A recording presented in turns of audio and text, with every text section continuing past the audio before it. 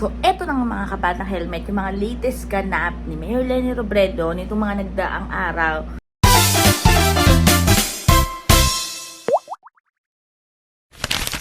At ngayong araw na ito, so panoorin po natin.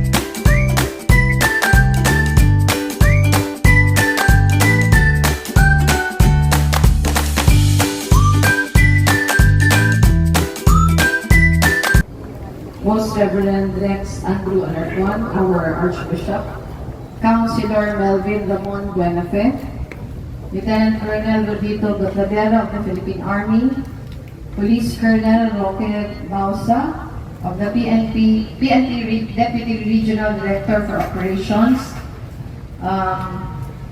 Sir Kenny Villafuerte of the Coast Guard, Police Colonel Gilbert Fariñas, our City Director, Police Colonel Virgilio Olalia Jr., Provincial Director of Camarines Sur, all the other officers, men and women who are present this afternoon, maray na hapon sa ito gabos. Sa ngaran po kang gobyerno lokal ng Siyudad Dingnaga, kami nagpapaabot kan sa muyang bilog na pasasalamat sa ito gabos.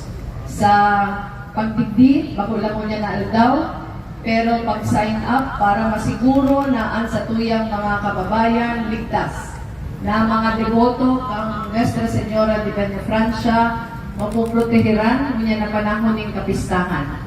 Nakula po ang samuyang bakulang utang na buot pero orgulyo sa indo gabos sa pagiging handa nindo magsakripisyo kan sa diri para siguruhon sana na ligtas ang sa tuyang mga kababayan.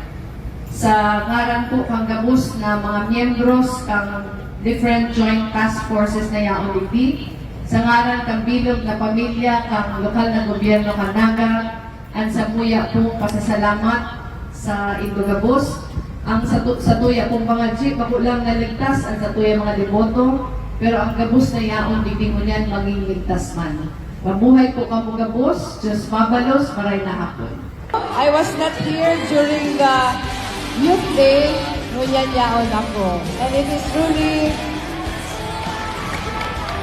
truly inspiring to be in the presence of young, energetic, very hopeful young people like you.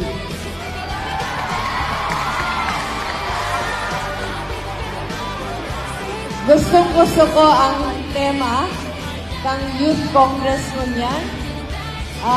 Virgin of Peñafrancia, patuod to all. It's not lost in our country dahil yaon kamo, pero yung pinapakipaglaban kung ano ang tama, ano ang malhay. Ang sa kuya pong pangaji, ang buhay ta karo sa ronda kulaon na roller coaster. Kadakol ni mga ups, kadakol ni mga downs. Sana pagyaong kita sa taas, si energy nga titipon ta, sinasaray ta. para duman sa pag-abot kan si mga kadakol na challenges, igwa kitang ilalaban. Pero in all the ups and downs of life, di kita mawaran pag-asa because we all have each other and we have our ina guiding us every day of our lives. So I wish you well. I wish you the best days of your life. Make the most out of this Congress. I hope to see you very, very soon fighting for our country and fighting for our community every day. Mabuhay po ka mga